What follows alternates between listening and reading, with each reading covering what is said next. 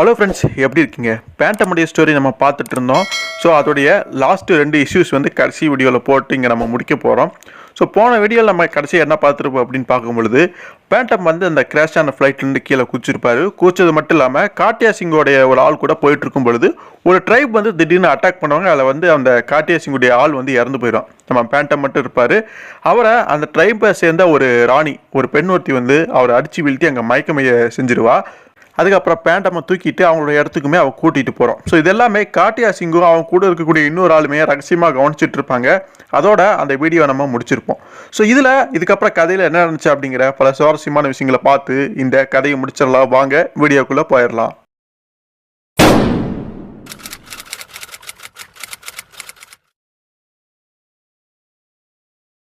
So அங்கே காட்டுறாங்க, அது அந்த ராணியுடைய ரூம் ஆட்டிருக்கு. அங்கே தான் நம்ம பேண்டம் வந்து படுக்க வைக்கப்பட்டு அவருடைய கைகள் வந்து கயிறுகளால் கட்டப்பட்டிருக்குது. நகரவே முடியாதமாக இருக்காரு.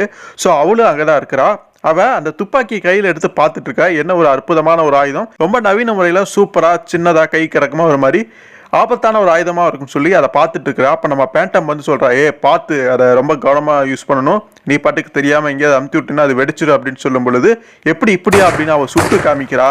ஆனால் பேண்டம் மேலே பல்ல தள்ளி தான் புல்லட்ஸ் வந்து படுது. அவளுக்கு அதை பற்றி தெரியல. பட் இருந்தாலுமே அதை வந்து அந்த ஆயுதத்தை துப்பாக்கியை கரெக்டாக அவள் பயன்படுத்துகிறான். அவள் எதுக்காக பேண்டமாக கொண்டு வந்தா அப்படிங்கிறது புரியல. ஆனால் அவளை பொறுத்த வரைக்கும் தன்னை எதிர்த்து நின்ற ஒரு தைரியமான ஆம்பளை அப்படிங்கிற மாதிரி அவன் நினச்சிட்டு இருக்கிறா. ஸோ இதுக்கு முன்னாடி ஒருத்தன் வந்து இந்த ராணி கிட்ட மோதி இருக்கிறான். அவன் மட்டும்தான் உயிரோட இருந்திருக்க, வேறு யாருமே அவகிட்ட நின்று ஜெயிச்சது கிடையாது. ஆனால் அது கண்டிப்பாக நீ கிடையாது அப்படின்னு பேண்டம் பார்த்து சொல்லும் பொழுது, சரி நீ யாரு, எங்கிருந்து வந்தா அப்படின்னு கேட்கும் பொழுது, நான் தான் பேண்டம், என்னுடைய பேர் அதுதான். இப்போ நீ யாரு, நீங்க என்ன பண்ற, உன்னோட பேர் என்ன அப்படிங்கிற மாதிரி அவருமே அவளை பார்த்து கேட்கும் பொழுது அவளுமே சொல்றா தன்னுடைய பேர் வந்து ஒஷாராவாமா, இந்த ஒப்பேர் நகரத்துக்கு நான் தான் ராணி அப்படின்னு சொல்லும் பொழுது, அவங்க தேடிட்டு இருந்த அந்த மறைஞ்சிருக்கக்கூடிய நகரமான ஒப்பேர் வந்து அதுதான் அப்படிங்கிறது புரியுது. நம்ம வேதாளர் இப்போ அங்கே தான் இருக்கிறாரு. ஸோ அந்த நகரத்துக்கு அவள் தான் ராணி அப்படிங்கிறது புரியுது. அப்படியே பேசிக்கிட்டு இருக்கிறாங்க. அப்போ அவளுக்கு பேண்டம் மேலே என்னாச்சுன்னு தெரியல, திடீர்னு காதல் வர ஆரம்பிச்சுச்சாட்டிருக்கு, நெருங்கணும் அப்படின்னு நினைக்கிறா. அப்போ திடீர்னு அந்த அரசன் அங்கே வந்துடுறான், அதாவது அந்த பெண்ணுடைய கணவன். இவங்க என்ன பண்ணிட்டு இருக்கா, இன்னும் கொல்லாமையா விட்டு வச்சிருக்கா அப்படின்னு கேட்கும் பொழுது, இவனை நான் தான் சிறைப்பிடிச்சு இங்கே கொண்டு வந்திருக்கேன், இவங்ககிட்ட சில கேள்விகள்லாம் கேட்கணும், அதுக்காக தான் நான் இவனை இப்போதைக்கு உயிரோட விட்டு வச்சிருக்கேன் அப்படின்னு சொல்லும் பொழுது, அதெல்லாம் நமக்கு தேவையே கிடையாது, உடனே அவனை கொல்லணும் அப்படின்ட்டு அந்த நபர் முன் வரும் பொழுது, நான் அதுக்கு நான் விட மாட்டேன், உங்களை நான் தடுத்து நிறுத்து அப்படிங்கிற மாதிரி குறுக்க நிற்கிறா. ஆனால் அவளை தள்ளி விட்டுட்டு அந்த கிங் வந்து நம்ம பேண்டமை கொல்றதுக்கு அந்த கத்தியை வீசும் பொழுது திடீர்னு அங்கே ஒரு நபர் வந்து அவரை தடுக்கிறான். ஸோ அது அவங்களுடைய பையன்தான். கத்தியை தூக்கி வீசும் பொழுது அந்த பையன் வந்து தடுத்ததுனால அந்த கத்தி நம்ம வேதருடைய கைகளை பிணைச்சிருக்கக்கூடிய கயிறுகள் அதில் வந்து பற்றுது. ஸோ கயிறு வந்து அங்கே விடுவிக்கப்பட்டுருது. இதை யாருமே அங்கே கவனிக்கல. ஸோ அந்த அரசனுக்கு கோவம் வந்தது. தன்னை தடுத்தது தான் பையனாகவே இருந்தாலும் என்ன தைரியம் இருந்தால் நீ இப்படி பண்ணியிருப்ப அப்படிங்கிற மாதிரி கேட்குற. அப்படி கொஞ்சம் பொறுமையாக இருங்க, அம்மா வந்து இவனை பிடிச்சிட்டு வந்திருக்காங்க அப்படின்னா நிச்சயம் அதுக்கு ஏதாவது காரணம் இருக்கும். இவங்ககிட்ட இருந்து சில உண்மைகள் நம்ம தெரிஞ்சிக்க முடியும், இதுக்கு பின்னாடி ஏதாவது இருக்கலாம். ஸோ நம்ம டின்னர் சாப்பிட்டு இது குறித்து அப்புறமா நம்ம முடிவு பண்ணிக்கலாம் அப்படின்னு சொல்லும் பொழுது, அப்போ வரைக்கும் அந்த விஷயத்தை அந்த அரசனை ஏற்றுக்கிறான். இங்கே பாரு, உன்னோட முடிவு வந்து இப்போதைக்கு இல்லைனாலுமே தள்ளி போடப்பட்டிருக்கு, கூடி சீக்கிரத்தை நீ என் கையால் சாகதா போகிற அப்படின்னு எச்சரிச்சுட்டு அவன் அங்கேருந்து கோவமாக போயிடுறான். உன்னுடைய கணவர் ரொம்ப மோசமான ஒரு ஆளாக இருப்பா அப்படி போல இருக்கு, உன் பையனை கண்ட்ரோல் எடுத்து வச்சிருக்கா, அப்படி அவர் சொல்கிறதா கேட்கணுங்கிற மாதிரி நடத்துப்பார் போல இருக்கு அப்படின்னு சொல்லும்பொழுது, உண்மையை சொல்லணும்னா அவர் என் பையனை மட்டும் இல்லை என்னையுமே அவருடைய கட்டுப்பாட்டுக்குள்ளே தான் வச்சிருக்காரு அப்படிங்கிற மாதிரி சொல்லிட்டு அவள் அங்கேருந்து போகிறான். அப்போ பேண்டம் ஒரு விஷயத்த சொல்கிறாரு, ஒரு விஷயத்த கேட்குறாரு, நீ வந்து ஒரு நபரை மீட் பண்ணியிருக்கியா, அவனுடைய பேர் வந்து ஜிம்மி வேல்ஸ், உனக்கு நல்லாவே தெரியும் அப்படின்னு சொல்லும் பொழுது, அப்படிப்பட்ட பேரில் எனக்கு யாருமே தெரியாது அப்படின்னு அவப்பாட்டுக்கு அந்த ரூமை விட்டு வெளியே போகிற அந்த ஒரு சமயத்தில் அவனை பீவானா அப்படின்னு சொல்லிட்டு அந்த பேர்லையுமே அழைப்பாங்க. இப்போ உனக்கு ஏதாவது தெரியுதா அப்படிமா கேட்கும் பொழுது அவ ஒரு மாதிரி கண்டுக்காம வெளியில் போயிடுறான். ஸோ அவளுக்கு அதை பற்றி ஏதோ தெரிஞ்சிருக்கு, ஆனால் கண்டுக்காம தெரியாத மாதிரி அப்படியே காமிச்சிக்காம வெளியே போயிடுறான். அங்கே காடு ஒருத்தன் காவலுக்கு நிற்கிறான். அவனை தப்பிச்சு போகாமல் நீ கவனிச்சுக்க பார்த்துக்க அப்படின்னு சொல்லிட்டு போனோடனே, எஸ் நான் பார்த்துக்க அப்படிங்கிற மாதிரி அவனுமே சொல்லிடுறான். ஸோ அந்த ராணி போயிட்டு இருக்கும்பொழுது நினைக்கிறா, என்ன தைரியம் இருந்தால் அந்த பேரை சொல்லியிருப்பான், அந்த பீவானா தான் ஏற்கனவே செத்துட்டானே அப்படிங்கிற மாதிரி அவன் நினச்சிக்கிட்டே போகிறான். ஸோ பீவானா அப்படிங்கிறது ஜிம்மி தான் வந்து பேண்டம் குறிப்பிடுறாரு. ஜிம்மி அவருடைய கடந்த கால கதைகளை சொல்லும் போல அந்த விஷயத்தையும் சொல்லியிருப்பார் போல இருக்கு. அதை வச்சுக்கிட்டு தான் பேண்டம் இங்கே கேட்டிருக்காரு. அவருக்கு அந்த பொண்ணை பார்த்தோன்னே அந்த ஒரு விஷயம் தான் ஞாபகம் வந்திருக்கும் போல இருக்கு. ஸோ இங்கேயோ கஷ்டப்பட்டு அந்த ஃப்ளைட்டை லேண்ட் பண்ணி நம்ம டயானா, ஜிம்மி, அந்த பெரோனஸ் இவங்க எல்லாருமே ஒரு பள்ளத்தாக்கு மாதிரி ஒரு குகை மாதிரி இருக்கக்கூடிய இடத்துக்குள்ளே அண்டர் கிரவுண்ட் மாதிரியான ஏரியாவுக்குள்ளே ஒரு மாதிரி மெதுவாக வந்துட்டு இருக்கிறாங்க. அந்த ஒப்பேரா அப்படிங்கிற நகரத்தை தேடி ஆல்ரெடி நம்ம பேண்டம் அதுக்குள்ளே தான் இருக்கிறாரு. ஆனால் இவங்களுக்கு அந்த விஷயம் தெரியல. ஸோ நம்ம டெவில் இருக்கு பார்த்தீங்களா, அந்த ஓனாய், நம்ம பேண்டமுடைய நாய், அது மோப்பம் பிடிச்சிக்கிட்டே சில விஷயங்களை கண்டுபிடிச்சு அப்படியே போது இவங்களும் ஃபாலோ பண்ணிட்டே போகிறாங்க. இருந்தாலும் பெரோனஸுக்கு பெருசாக நம்பிக்கையே இல்லை. இது நம்மளை எங்கேயும் ஆபத்தில் கொண்டு போய் தள்ளிடும் போல இருக்கு, கூடி சீக்கிரத்தில் நம்ம சாகதா போகிறோம் அப்படிங்கிற மாதிரி அவ சொல்கிறான். ஜிம்மியுமே கிட்டத்தட்ட அதை ஒத்துக்கிற மாதிரி தான் பேசுகிறாரு. ஸோ பெரோனஸ் இப்படி சொன்னோடனே டயானாக்கு கோவம் வந்துடுது, ஓங்கி பலார்னு அறையிறா அந்த பெரோனஸை. இன்னொரு வாட்டி இந்த மாதிரி பேசினீங்க எனக்கு கோவம் வந்துடும் அப்படின்னு சொல்லும் பொழுது, ஏய் நீ இந்த மாதிரி இன்னொரு வாட்டி நான் அடிச்சின்னா உன்னை நான் சுட்டு கொண்டுருவேங்கிற மாதிரி பெரோனஸுமே விரட்டுறா. எப்படி இந்த கன்னை வச்சா அப்படின்னு. டயனா அந்த கன்னை வெளியில் எடுக்கும் பொழுது அவகிட்ட இருந்த கன்னை எப்படியோ இவள் லாவகமாக ஃபஸ்ட்டு திருடி வச்சிருக்கிறா. நீ ஒரு மோசமான ஆள் தான், உங்கள்கிட்ட ரொம்ப கவனமாக தான் இருக்கணும் அப்படிங்கிற மாதிரி பெரோனஸுமே அங்கே புரிஞ்சுக்கிறான். சரி நீங்கள் 2 பேரும் சண்டை போட்டதெல்லாம் போதும், இப்போ நம்ம எங்கேயோ ஒரு இடத்துக்கு வந்திருக்கோம், எதையோ கண்டுபிடிச்சிருக்கோம் அப்படின்னு நான் நினைக்கிறேன், கொஞ்சம் இங்கே வாங்கலை அப்படின்னு சொல்லிட்டு அந்த 3 பேருமே அங்கே போய் பார்க்குறாங்க. ஏதோ ஜொலிக்குது, பெரிய ஆச்சரியம் வந்து அவங்களுக்கு அங்கே.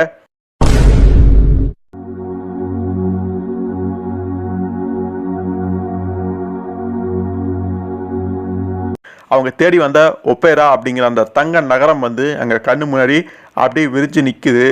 ஃபுல்லாகவே தங்கமால் செய்யப்பட்ட நகரம் தான் அது. அதனால தான் கண்களுக்கு பார்க்க அப்படியே ஜொலிக்குது. ஆனால் நம்ம ஜிம்மியை பொறுத்த வரைக்கும் இது தங்கம் அப்படின்னாலுமே பியூர் கோல்டு அப்படின்னு சொல்லிட முடியாது. ஆனால் இது ஒரு புதையல் தான், புதையல் நகரம் தான், நூற்றாண்டுகளாக இங்கே இருந்திருக்கலாம் அப்படிங்கிற மாதிரி அவங்களுக்குள்ள அங்கே பேசிக்கிட்டு இருக்காங்க. பெரோனஸை பொறுத்த வரைக்கும் அந்த இடம் ரொம்பவே பிடிச்சி போச்சு அவளுக்கு. சம்மர் லீவில் இங்கே வந்து நம்ம ஸ்டே பண்ணிக்கலாம் அப்படிங்கிற மாதிரி வேடிக்கையாக பேசிகிட்டு இருக்கா. ஸோ அடுத்து இப்போ நம்ம என்ன செய்ய போகிறோம் அப்படிங்கிற பெரோனஸ் கேட்கும் பொழுது நம்ம இங்கேயே வெயிட் பண்ணுவோம்.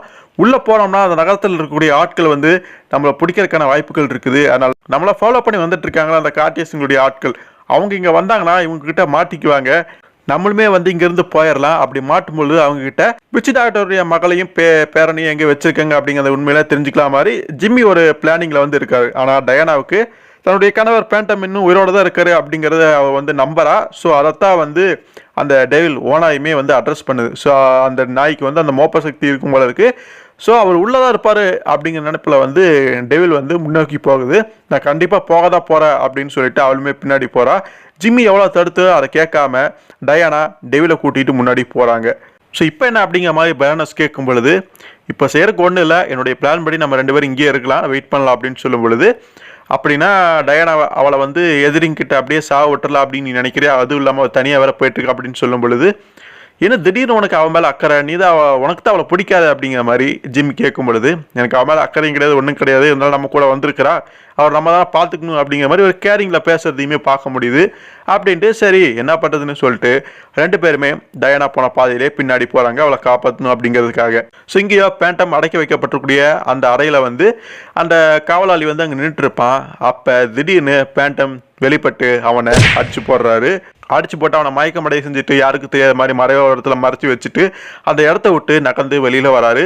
அங்கே இருக்கக்கூடிய ஒப்பேரியன்ஸ் அந்த மக்களுக்கு தெரியாமல் அங்கே தப்பிச்சு போகணும். அது மட்டும் இல்லாமல் இந்த இடத்த தேடி வந்துட்டு இருக்கக்கூடிய கார்டியஸுங்க ஆட்களையுமே தடுத்து நிறுத்தணும் அப்படின்னு மனசில் நினச்சிக்கிட்டே போயிட்டு இருக்கும் பொழுது திடீர்னு யாரோ ரொம்ப நம்ம வேதாளரை அங்கே பஞ்ச் பண்ணுறான். அவர் அங்கே கீழே விழுந்துடுறாரு. நான் சொன்ன மாதிரி இந்த கதையில் ஃபுல்லாகவே மனுஷன் அடி வாங்கிட்டு தான் இருக்காரு. யார்டா அடிச்சா என்னன்னு பார்க்கும் பொழுது அது அந்த கார்டியஸுங்கும் அவன் கூட ஒரு மோட்டத்தனமான ஒரு அடியால் ஒருத்தர் இருப்பான்ல அவன் தான் அப்படிங்கிறது புரியுது. அவங்க தான் அங்கே வேவ் பார்த்துட்டு பின்னாடியே ஃபாலோ பண்ணியிருப்பாங்க. இப்போ வேதாளனை தேடி அந்த ட்ராக்கர்ஸ் மூலமாக கண்டுபிடிச்சி இங்கேயும் வந்திருக்கிறாங்க.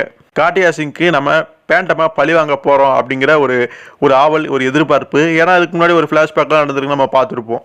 ஸோ பேண்டம் எந்திரிச்சு கேட்குறாரு, இங்கே பாரு அந்த பெண்ணையும் அந்த பையனையும் எங்கே வச்சிருக்க, ஒழுங்காக அவங்க இருக்கிற இடத்த சொல்லிடு அப்படின்னு சொல்லும் பொழுது, அவங்க எங்கே இருக்காங்களோ அங்கே தான் இருக்காங்க, அதெல்லாம் உனக்கு தேவையில்லை, அவனை கொன்று அப்படின்னு தன்னுடைய அடியாள்கிட்ட சொல்லும் பொழுது அவன் ஓங்கி குத்துறான். ஆனால் நம்ம பேண்டம் விளைவிக்கிறாரு. ஆனாலுமே அவன் ரொம்ப பலசாலியாகவும் வேகமாக இருக்கனால பேண்டம் கொஞ்சம் சமாளிக்க தர்றாரு. அவன் திடீர்னு எட்டி வச்சிடறான். நம்ம பேண்டம் அங்கே போய் விழுவுறாரு. திரும்ப எந்திரிச்சு வந்து 2 பஞ்ச் வந்து பண்ணுறாரு. ஆனால் கொஞ்சம் கூட அசரல, மலமாடு மாதிரி அப்படியே நிற்கிறான். அடுத்த ஒரு பஞ்ச் பண்ண வரும்போது அதை பிடிச்சிட்டு இவன் ஓங்கி ஒரு பஞ்ச் பண்ணுறான். அப்படியே தூக்கி வீசப்பட்டு செவுத்துல அடிச்சு கீழே விழுவுறாரு பேண்டம். அடுத்து அவ்வளோதான், உடும்பு பிடி மாதிரி கழுத்தில் கையை வச்சுன்னு இருக்கிறான். பேண்டம் நல்லா ஒன்றுமே பண்ண முடியல, நகர முடியல. நீ இத்தனை நாள் அழிவில்லாதவனா, ஒரு மரணத்துக்கே தண்ணி காட்டினவனா இருக்கலாம், நீ உண்மையிலுமே பலசாலி தான், நான் ஒத்துக்கிறேன். உன்னால பல பேர் வந்து அடி வாங்கியிருக்கலாம், மாட்டிருக்கலாம், சிறையில் தள்ளப்பட்டிருக்கலாம். ஆனால் என்கிட்ட இனி உன் பாச்சா பலிக்காது, நீ சாக போற அப்படின்னு சொல்லும் பொழுது ஆமாம் உண்மைதான், சாகத்தான் போகிறாங்க. ஆனால் அது யார் அப்படிங்கிறத கேள்வி அப்படின்ட்டு யாரோ பேசுகிறாங்க. யாருன்னு பார்த்தா டயானா. அவள் அங்கே எப்படியோ நம்ம டெவில் மூலமாக அந்த மோப்ப சக்தியை பயன்படுத்திட்டு நம்ம வேதாளரை கண்டுபிடிச்சிடுறாங்க. டயானா தான் வச்சிருந்த துப்பாக்கி வந்து கார்டியஸிங் தலையில் வச்சு அங்கே பிளாக்மெயில் பண்ணுறான். நீ மட்டும் அவரை விடல அப்படின்னா இவனோட தலை சதறி இவனை நான் சுட்டு கொண்டு யோசிக்கவே மாட்டேன் அப்படின்னு சொல்லும் பொழுது அவனும் கொஞ்சம் யோசிக்கிறான். இப்போ நான் விடலினா அவரை நீ என்ன பண்ண போற அப்படின்னு கேட்கும்பொழுது கண்டிப்பாக நான் சுற்று அப்படின்னு சொல்லும் பொழுது சுற்றியா சரி பார்க்கலாம் அப்படிங்கிற மாதிரி யோசனை பண்ண ஆரம்பிக்கிறான். காட்டியா சிங்க்கு உண்மையிலுமே எனக்காக பேண்டாமை விடுவிச்சிருவானா இல்லை அவனை கொல்ல போறானாங்கிற மாதிரி அவனுக்கு சந்தேகம் வந்துடுது. இருந்தாலுமே இதான் எனக்கான வாய்ப்பு, நான் இவனை கொல்ல போகிறேன், பேண்டாமை கொல்ல போகிறேன் அப்படின்னு. அதாவது டயானா வந்து காட்டியா சிங்கை சுட்டாலுமே தன்னோட தலைவனை சுட்டாலுமே பரவாயில்லைங்கிற மாதிரி அந்த மைண்ட் செட்டுக்கு வந்துடுறான். அந்த சமயத்தில் தான் இன்னொரு துப்பாக்கி சத்தம் கேட்குது. என்னாச்சு அப்படின்னு பார்க்கும்பொழுது அவன் வந்து திடீர்னு கீழே அப்படியே சரிஞ்சு விடுவான். அவனுடைய முகத்தில் இருந்து ரத்தம் வருது. அவனை யாரோ சுட்டு கொண்டிருக்காங்க, அது அந்த பெரோனஸ் தான். ஸோ அவளுமே பின்னாடி தானே ஃபாலோ பண்ணிட்டு வந்திருப்பாங்க. சரியான நேரத்துக்கு ஆஜராகி அங்கே அந்த மொரடனை சுட்டு கொண்டுடுறா. ஸோ பெரோனஸ் அப்போ பேண்டம் பார்த்து சொல்கிறான், இங்கே பாரு பேண்டம், நான் நிறைய தப்புகள் பண்ணியிருக்கலாம், ஆனால் இப்போ நான் உன உயிரையே காப்பாற்றிருக்கேன். இதெல்லாம் காரணம் வச்சு நீ விட்டுருவேன்னு நினைக்கிறேன், சும்மா அரெஸ்ட் பண்ணுறதுக்குலாம் வரமாட்டேன் அப்படின்னு சொல்லும் பொழுது அரெஸ்ட் பண்ணுறனும் இல்லையா, கண்டிப்பாக அதை வந்து நான் நோட் பண்ணிக்குவேன், ஞாபகத்தில் வச்சுக்க அப்படிங்கிற மாதிரி அவர் தன்னுடைய நன்றியை வந்து அங்கே சொல்கிறாரு. ஸோ இந்த ஒரு விஷயம் நடந்துட்டு இருக்கும் பொழுது டயானா கொஞ்சம் அசால்ட்டாக விட்டுறா. அந்த துப்பாக்கியை காட்டியா சிங் மேலே வச்சிருப்பான். ஆனால் அவள் பேண்டாமை பார்த்தோன்னே அவர் இன்னும் உயிரோடு தான் இருக்கார் அப்படிங்கிற அது ஒரு ஆர்வத்தில் ஏதோ சொல்ல நினைக்கிறா. அதை சாதகமாக பயன்படுத்திட்ட காட்டியா சிங் தன்னுடைய இரும்பு கரம் இருக்கும் பார்த்தீங்களா, அது மூலமாக டயானாவை தாக்குறான். ஸோ காட்டியா சிங் திரும்ப டயானாவை தாக்க வரான். அந்த சமயத்தில் பெரோனஸ் அவனை சுட்டு கொண்டலாம் அப்படின்னு துப்பாக்கி நீட்டும் பொழுது இல்லை வேண்டாம், அவன் உயிரோடு இருக்கணும், அவங்ககிட்ட சில விஷயங்கள் நான் கேட்டு தெரிஞ்சுக்கணும் அப்படின்னு சொல்லும் பொழுது ஆனாலும் நீ ரொம்ப அநியாயத்துக்கு நல்லவனாக தான்ப்பா இருக்க அப்படிங்கிற மாதிரி பெரோனஸுமே சொல்கிறான். ஸோ வேதாளர் அந்த காட்டியா சிங்கை பிடிக்கலாம் அப்படின்னு போகும்பொழுது அவன் அப்போதைக்கு அங்கேருந்து தப்பிச்சு போயிடுறான். ஸோ டெவில் நீ ட்ராக் பண்ண அவனை கவனிச்சுக்க அப்படின்னு அந்த டெவில் வந்து ஃபாலோ பண்ணிட்டு போயிட்டு இருக்குது. ஸோ டயானாக்கு அப்போ ஒரு சந்தேகம் வருது, நீ மட்டும் வந்திருக்க, ஜிம்மி எங்கே போனா அப்படின்னு சொல்லும் பொழுது ஸோ அவனு என் கூட தான் வந்துட்டு இருந்தான், ஆனால் பைரட்ஸ் வந்து இருந்ததப்பா கவனிச்சிருக்கான் போல இருக்கு, அவங்கள ட்ராக் பண்ணிட்டு போயிருக்கிறான், அதாவது வேற ஒரு பாதையில் போயிருப்பானாட்டிருக்கு. ஸோ அதுக்கப்புறம் அந்த நாய் வந்து அந்த காட்டியா சிங்கை பிடிச்சிருது. நம்ம வேதாளருமே அங்கே வந்து சேர்ந்துடுறாரு.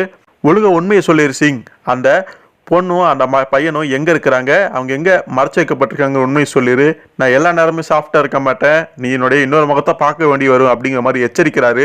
ஆனால் நீ அப்படி கிடையாது, உண்மையிலுமே அப்படி கிடையாதுன்னு சொல்லிட்டு ஒரு குரல் அங்கே இருந்து பேசுகிறா. யாருன்னு பார்த்தா அது அந்த ராணி தான், அந்த ஒஷாரா தான். என்னுடைய ஆட்களெல்லாம் கூட்டிகிட்டு பேண்டாமல் சுற்றி வளைச்சிட்றாங்க. அந்த அரசனுமே அங்கே வந்துடுறான்.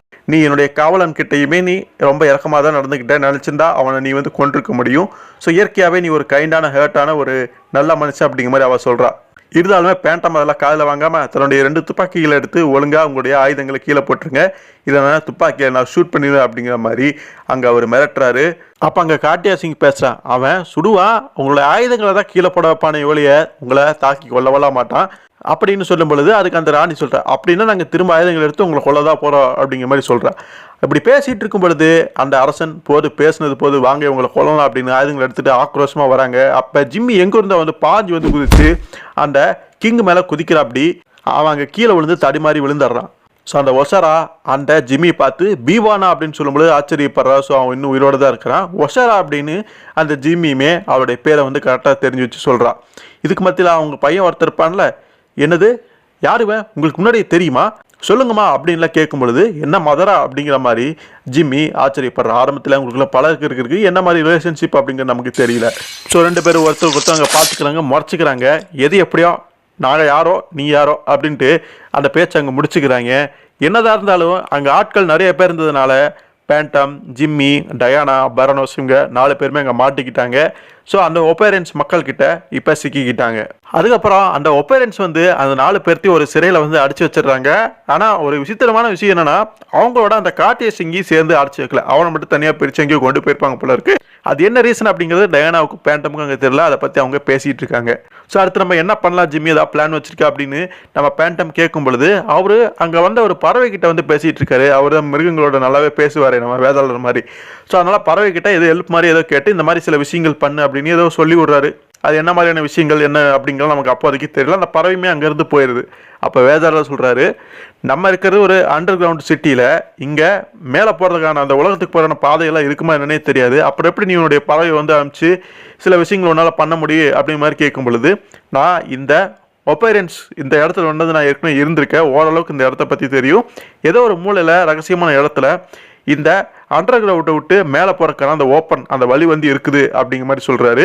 சரி ஓகே, எது எப்படியோ இப்போ அது மூலமாக நீ என்ன சொல்ல வர அப்படின்னு வேதாளர் கேட்கும் பொழுது, நம்ம எவ்வளோ நேரம் உயிரோடு இருக்கோமோ அவ்வளோக்கெவ்வளோ வாய்ப்பு நம்ம தப்பிக்கிறதுக்கு இருக்குது அப்படின்னு சொல்லும் பொழுது பேண்டமும் கொஞ்சம் ஆச்சரியமாக இருக்குது.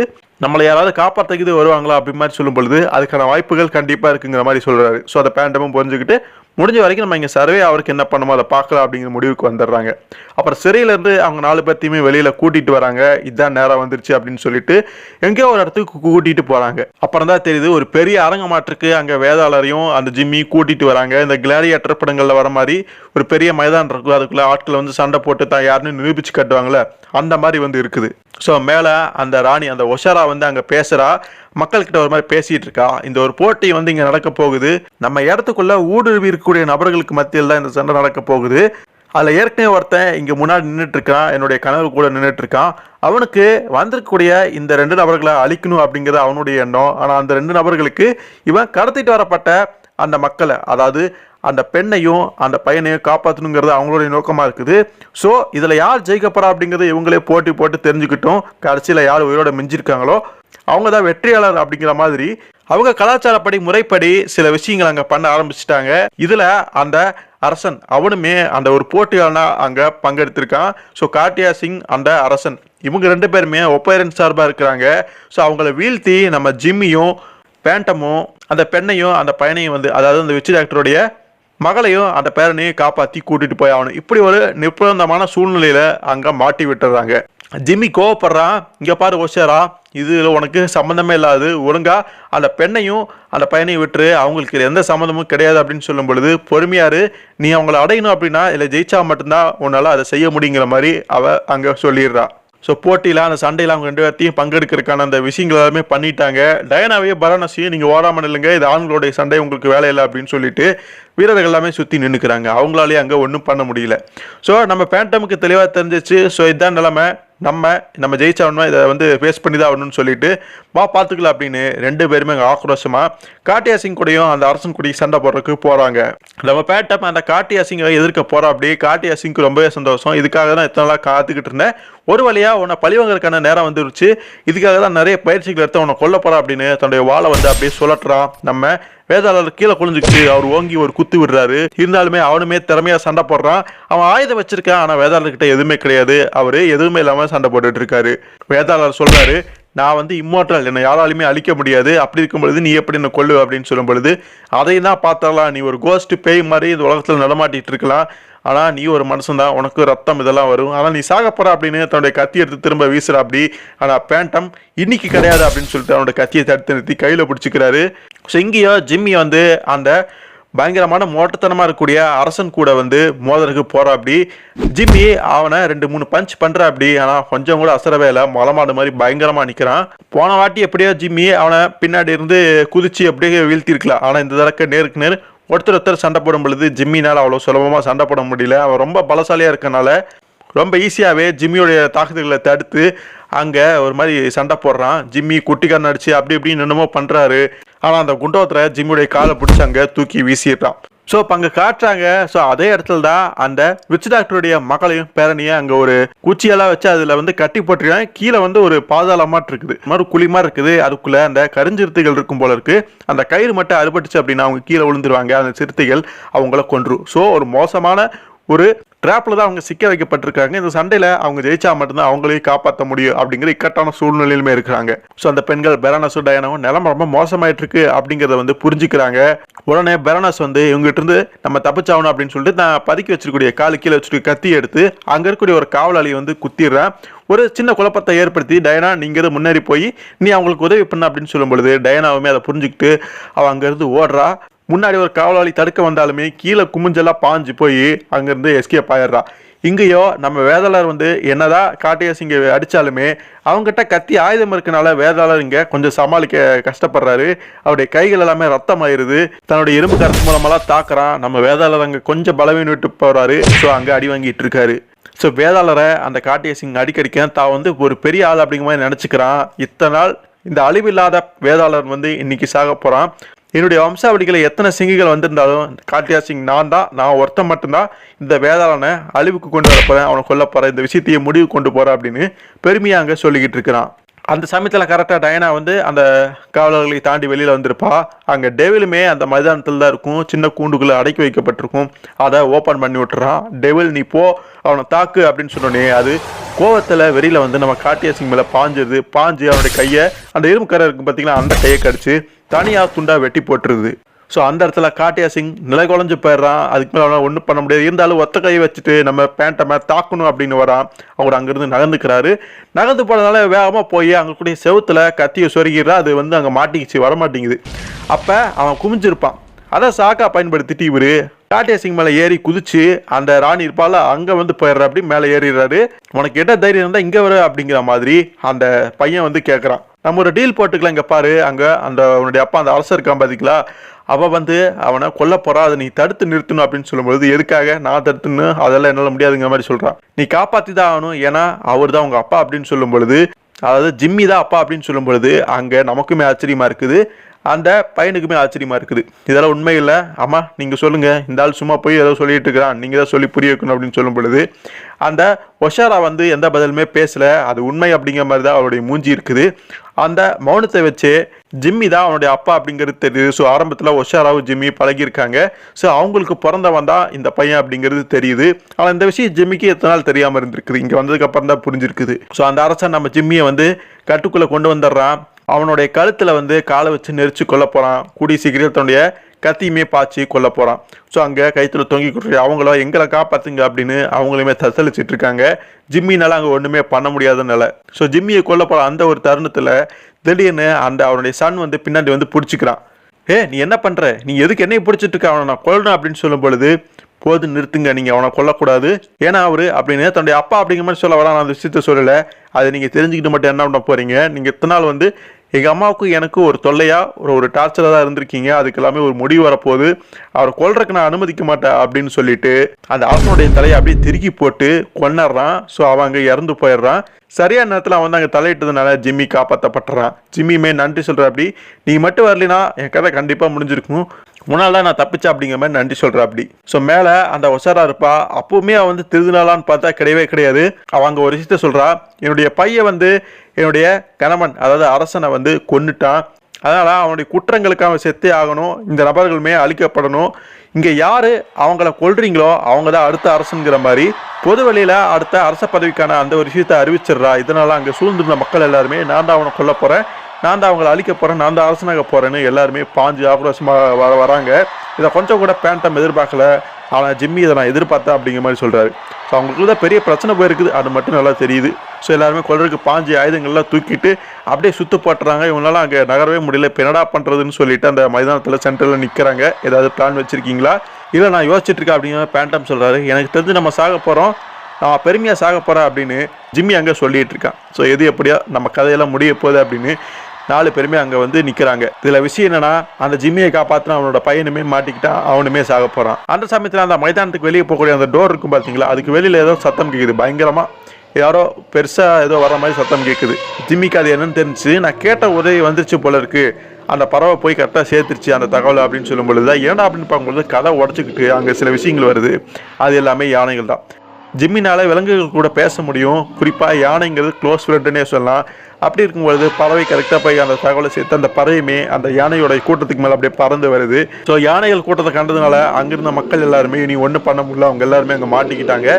ஸோ காட்டியா சிங் கத்தி வந்து செவத்தில் சொருகி இருக்கும், அதை அப்படியே வெளியில் எடுத்துட்டு பேண்டமை கொல்லலாம் அப்படின்னு ஒரு வாய்ப்பாக நினச்சிட்டு பின்னாடி வரான். அங்கே பேண்டமை முன்னாடி சண்டை போட்டு அந்த ஆட்கள்லாம் தடுத்து நிறுத்தி முன்னேறி போய்கிட்டு இருக்காரு. ஆனால் யானைகள் வந்து காட்டியா சிங்கை தாக்கிடுது, அவன் என்னுடைய காலுக்கடியிலே மிதிப்பட்டு இறந்து போயிடுறான். ஸோ அதுக்கப்புறம் கைத்தில் தொங்கிட்டு இருந்த அந்த விச் டாக்டருடைய மகளையும் பேரனையும் எப்படியோ ஜிம்மியும் பேண்டமும் சேர்ந்து காப்பாற்றிடுறாங்க. ஸோ அந்த 7 பேருமே அங்கே வந்து யானைகள் மேலே ஏறிக்கிறாங்க. 2 யானைகளில் ஏறிக்கிறாங்க. டயானா, அந்த டெவில், நம்ம பேண்டம் வந்து ஒரு யானையிலையும், மற்ற 4 பேருமே இன்னொரு யானையிலையும் ஏறிக்கிட்டு அந்த இடத்த விட்டு போகிறாங்க. ஸோ இந்த ஒசாராவை பொறுத்த வரைக்கும் தங்களை கணவன் கிட்ட இருந்து அவளுக்கு விடுதலை கிடைச்சிச்சு. ஆனால் அவள் என்ன நினச்சான்னு தெரியல, அவங்க கூட போகலை. Goodbye my son, goodbye my love ஈவானா அப்படின்னு சொல்லிட்டு ஒருவித சோகத்தோடையும் அதே சமயத்தில் சந்தோஷமாக அவங்கள வழி அனுப்பி வைக்கிறதையுமே பார்க்க முடியுது. இவங்க மட்டும் தப்பிச்சு எப்படியோ வெளியில் போயிடுறாங்க. அதுக்கப்புறம் ஒரு வழியாக ஜிம்மியோடைய வீட்டுக்குமே வந்துடுறாங்க. யானைகளில் போய்கிட்டு இருக்கிறாங்க. நம்ம பேண்டமும் டயானாவும் நாங்கள் இப்படியே விடைபெறோம் அப்படின்னு சொல்லிட்டு கிளம்புறதுக்கு ரெடியாடுறாங்க. அப்போ ஜிம்மி சொல்கிறான், ஸோ என்னுடைய மனைவி பண்ண தவறுகள் வந்து நீங்கள் சொன்னது உண்மைதான், அதை நான் ஏற்றுக்கிறேன், நீங்கள் தாராளமாக இவளை வந்து கூட்டிகிட்டு போகலாம், சட்டத்துக்கு முன்னாடி நிறுத்தலாம் அப்படின்னு சொல்லும் பொழுது வெரனஸுமே நானும் அதுக்கு ஒத்துக்கிறேன், நானும் கூட வரக்கு ரெடி ஆகிட்டேன் அப்படின்னு சொல்லும் பொழுது 2 பேருமே இங்கேருந்து போயிருங்க, உங்களுடைய தொல்லையே வேண்டாம் அப்படிங்கிற மாதிரி பேண்டம் வந்து அங்கே சொல்கிறாரு. அப்படியே சொல்லிட்டு திரும்பி போயிடுறாரு. எதே எப்படியோ நீங்கள் இந்த காட்டுக்கு நீங்களும் ஒரு முக்கியமான ஒரு ஆள் தான் வேதாளர், நீங்கள் சொல்கிறத நான் கண்டிப்பாக கேட்பேன் அப்படின்னு ஜிம்மி வந்து சொல்கிறேன். வெரனஸுமே நீங்கள் இன்னொரு நாள் என் வீட்டுக்கு வாங்க, நான் உங்களுக்கு நல்ல சாப்பாடாக சமைச்சு வைக்கிறேன் அப்படின்னு சொல்கிறா. அப்போ பேண்டமும் டயனாவும் அங்கே போயிட்டு இருப்பாங்க. எனக்கு இப்போவுமே அவ்வளோ சுத்தமாக பிடிக்கல அப்படிங்கிற மாதிரி சொல்கிறா. எனக்குமே அவ்வளோ பிடிக்காதா, ஒரு பேய் அப்படிங்கிற மாதிரி வேதாளர் குறிப்பிடுறாரு. எது எப்படினாலும் அவங்க ஒரு நாள் வீட்டுக்கு வந்தால் சமைத்து தரேன்னு சொல்கிறாங்க. அது நல்லா இருக்கும்னு நினைக்கிறேன். நீ என்ன சொல்கிற? கண்டிப்பாக அதை பற்றி நம்ம யோசிக்கலாம் அப்படிங்கிற மாதிரி அவங்க ஜாலியாக பேசிக்கிட்டு அங்கேருந்து போகிறாங்க. ஸோ இதோட இந்த கதை வந்து இங்கே முடியுது. ஸோ ஒரு வழியாக ரொம்ப நாளாக போட்டுருந்த ஒரு ஸ்டோரி லைன் வந்து இங்கே முடிஞ்சிருக்குது. சூப்பரான ஒரு கதை, கொஞ்சம் சிம்பிளாக ஆர்டினரியான ஸ்டோரி மாதிரி தான் தெரியும். பட் அந்த ஆர்ட் ஒர்க்கு, இந்த சில விஷயங்கள் எல்லாமே இந்த கதையை வேறு லெவலுக்கு தூக்கிட்டு போயிருந்ததுன்னு சொல்லலாம். பேண்டா ஃபேன்ஸ் யாராவது இருந்தீங்க கண்டிப்பாக அந்த கதையை வந்து ரசிப்பீங்க.